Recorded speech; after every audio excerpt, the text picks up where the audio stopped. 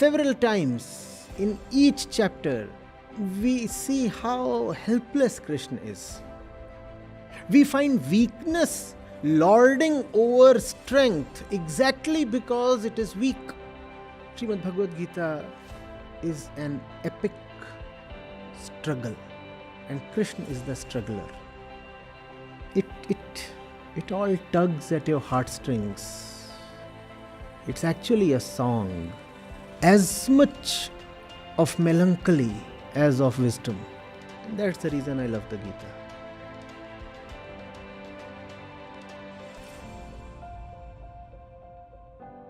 Pranam Acharya. Yes. So my first question is that it is a personal question. Like, I had a very bad childhood trauma. It was related to sexual assault, and I'm still suffering from that. That vibes come to me again and again, and that person is very close to me and my family, and I'm not able to tell that to anyone. Still, nobody knows that except me. So yeah, he is again coming in front of me again and again, and I feel that pain every time I see him or I think about that. So my question is that I have a nephew, my sister's son, 4-year-old. So I'm seeing that he is facing the same problem. He's going to face that. He will have nobody to share his problems with, which I faced, which led to this assault. And he's going to face that problem because his parents are as same, not that much understanding how my parents are. So I just wanted to ask that how to get the strength to bear this, and how to help him and other kids also to not face this problem.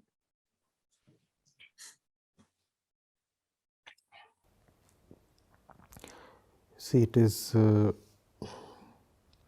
good that in the beginning itself you realize that it is not something limited or particular to you. You can immediately see that such a thing afflicts many others, and very immediately it is probably going to affect your nephew. Now, broaden the scope of this understanding a little more. It is going to affect millions of other kids and children and teens and preteens. There are so many who are going to be affected by it. And once you realize that, two things happen. One, your sense of having been personally assaulted diminishes greatly. You realize it is a phenomena, not a personal event. It is a general thing, not something specific to you. So that feeling of hurt within diminishes greatly. Secondly, there arises a solid sense of responsibility. It happened with you, it is happening with so many others, and with your personal experience you realize it should not happen. Something has to be done about it. And because it is not something unique to you or particular to you, therefore the action has to be general in nature. If the action has to be general in nature, you need to first of all put your finger on what the general problem is. The general problem, not the problem in your family or in the family in the neighborhood or in one particular family in some other city. It's not about unique instances. It's about the general problem. What is it that makes a human being do such a thing to another human being. What is it that makes such a thing a possibility in every second household? We know the numbers, they are very staggering. We also know that the reported numbers are way below the actual ones. And we also know that progress in science, technology and education is not really leading to any kind of reduction in this tendency and such happenings. In fact, it is possible that such happenings might actually be increasing over the years, even as human beings become more prosperous, more educated and more technologically equipped, right. So, that is what is happening. On the external front, you realize that we are more powerful than ever. Human beings today are taller than ever. The average weight is probably more than it ever was in our history. The prosperity levels are higher than they ever were. The average lifespan is longer than it ever was.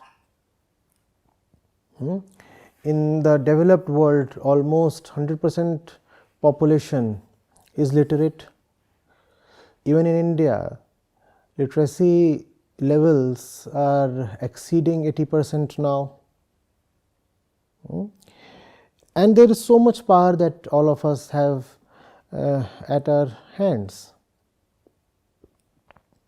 And yet we find that internally we are exploitative, we are slaves to our animal instincts, we find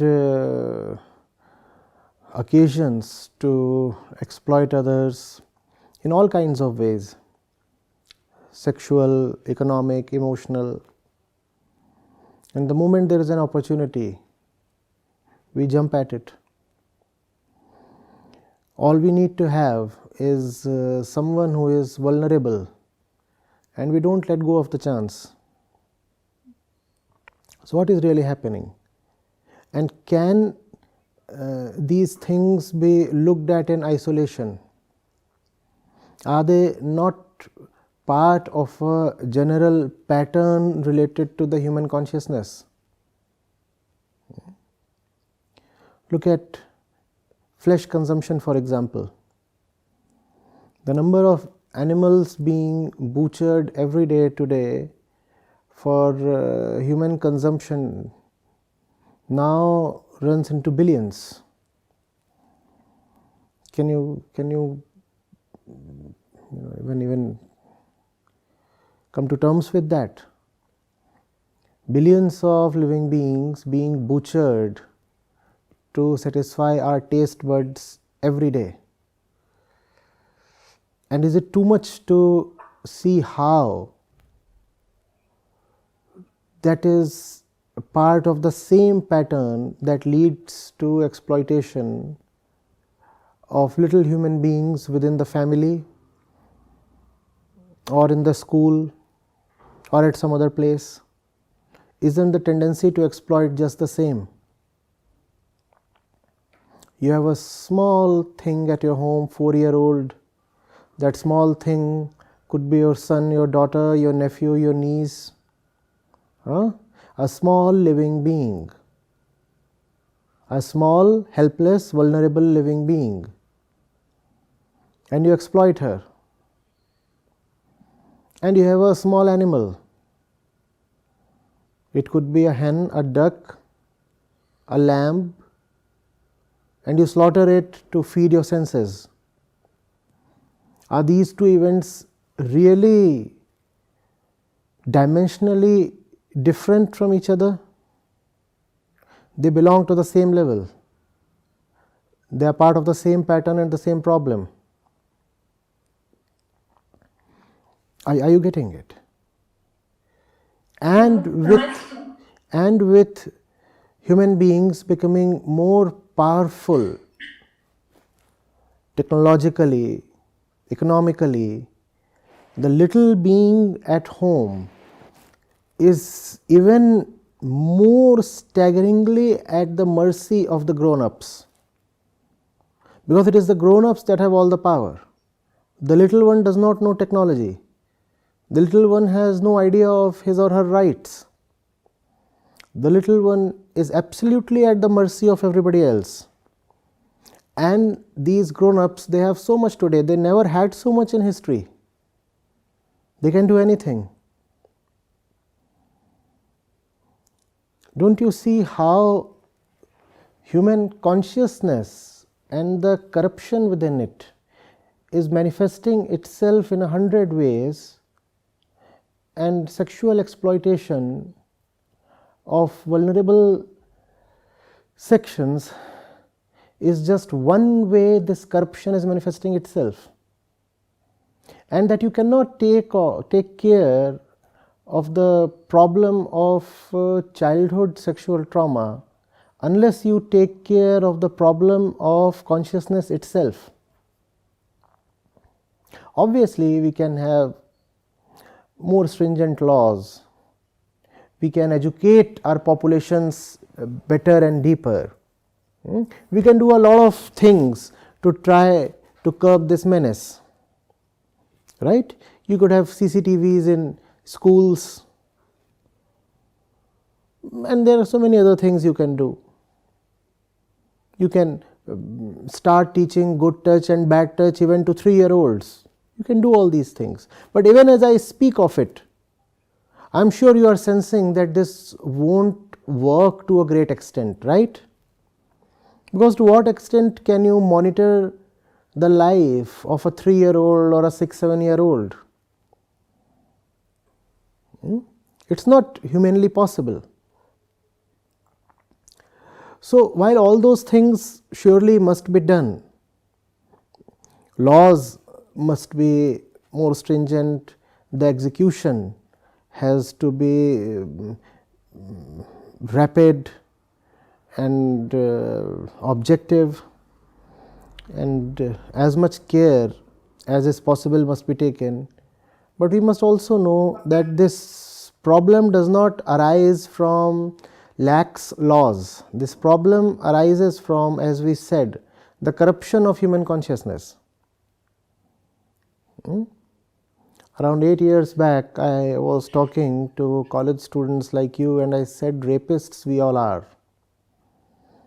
If you search for that video or that article on the net, you will find it. Rapists we all are. So it's the same thing. Said we don't understand that these things are not about a particular kind of conduct against a particular individual. The way our civilization is progressing or deteriorating, the way we are being conditioned or cultured, the problem lies there. We have been told, and we are continuously being told, that the purpose of life is pleasure and happiness. If that is the highest that you can have in life, why must you not be prepared to pay any price for it? Tell me, please. If your culture, your conditioning, your education, your media, your family, your school, your entire environment is telling you that you exist to be happy, then why must you not do things that make you happy? If the entire world economy is running on the back of forced consumption, then why must you not internally become a consumer and nothing else? Who am I? I am a consumer. Whatsoever I can lay my hands on, I will consume it. And consumption is happiness. Happiness is the purpose of life, and consumption is the way to get happiness. So I spot a vulnerable 4-year-old in my home, and I will go and consume her, because that gives me happiness. The only morality is to be happy. That's what we are being told. Are you getting it? Of course. I mean, there would be people who will say, no, one has all the right to be happy, but we must also respect the rights of others and such things.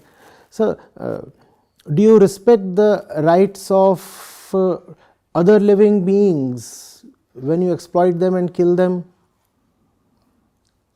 Look at the forest cover of the earth. How much of it remains? Look at all these climate change conferences. Look at the charade there. Look at how we fool ourselves. Are we really concerned at all about the very disappearance of species? Biodiversity is all but gone. So many species are either extinct or critically endangered. Are we worried about them? And we choose leaders who choose to be silent on these issues. So the common man cares for nothing but his or her consumption, and that includes both men and women. All we want is consumption. Let the planet go to hell. Let all the species disappear. If entire species can be condemned to be extinct, why will somebody spare your nephew?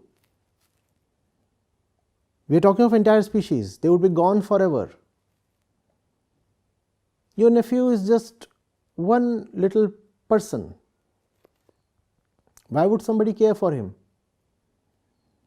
When we haven't been taught to care for anything, when a very, very wrong kind of philosophy has been fed into us, when spirituality has been purposefully kept away from our lives, what else do you expect? Please tell me. So there would be 1,000 muted sobs at every place, at every corner.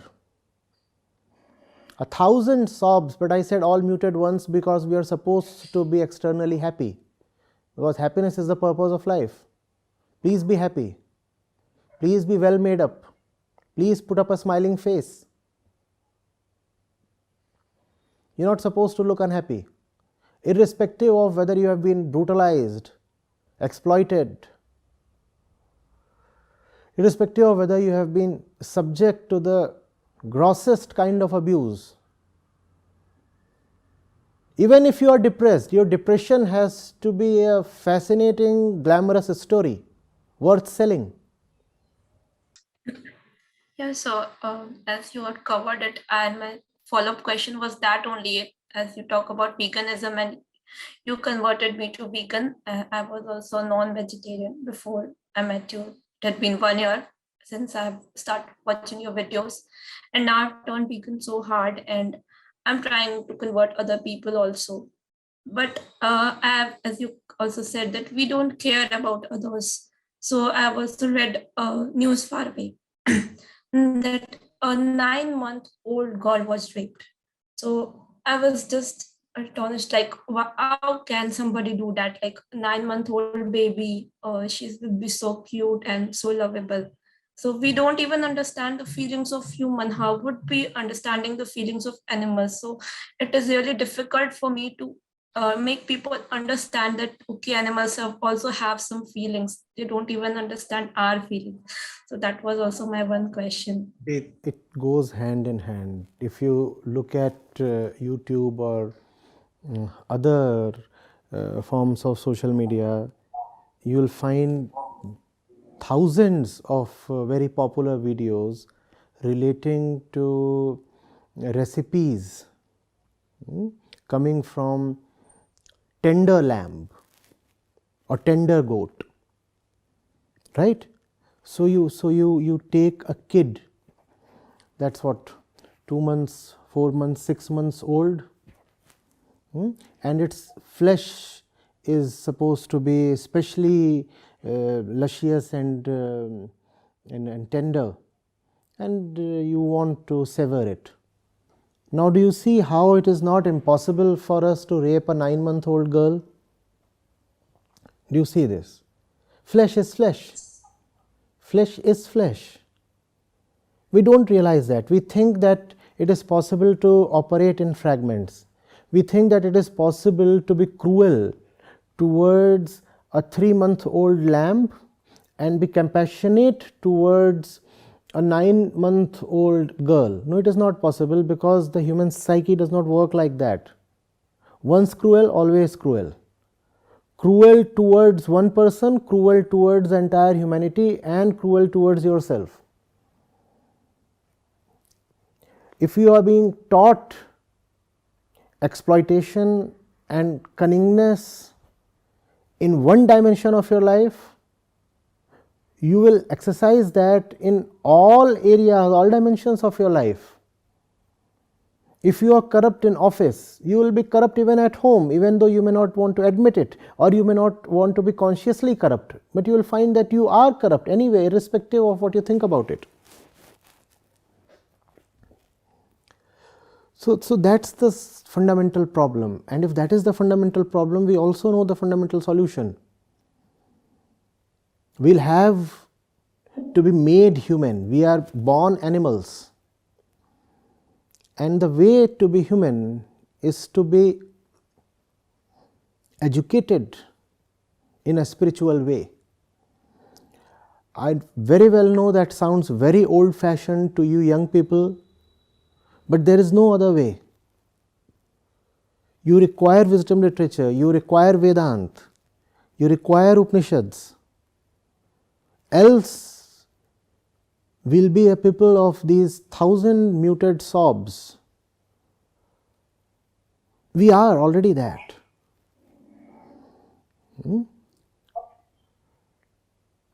It has to have a bearing on the way our economy is, our social structures are, our education is, our politics is. All of this is just devoid of any spiritual base.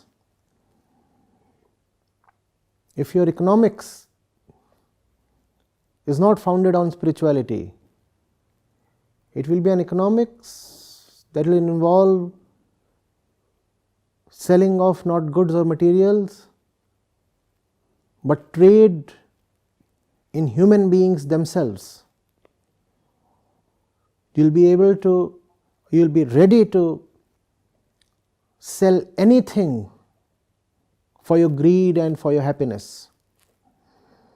You'll be prepared to sell others off, and you'll be prepared to auction your own life.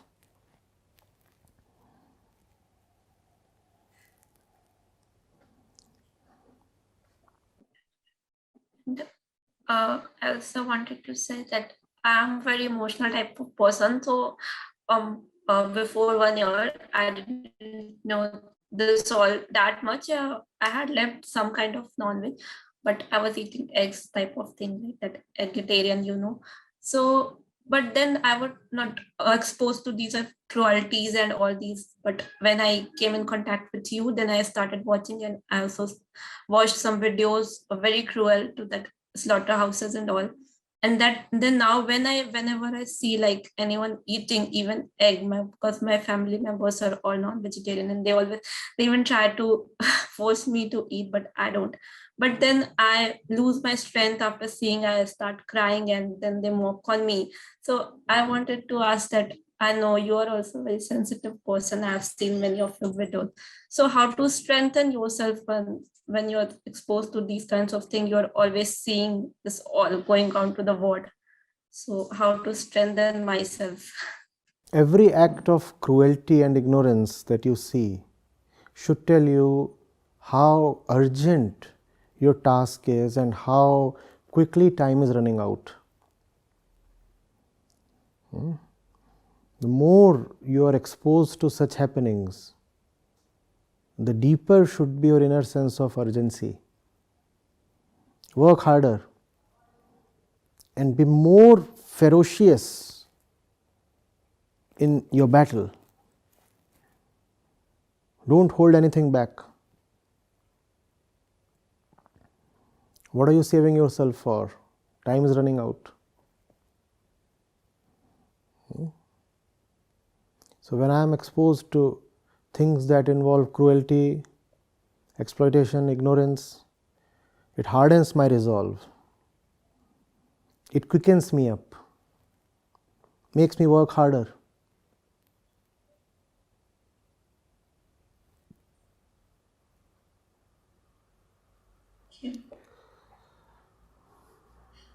Thank you so much. Thank you. Thank you.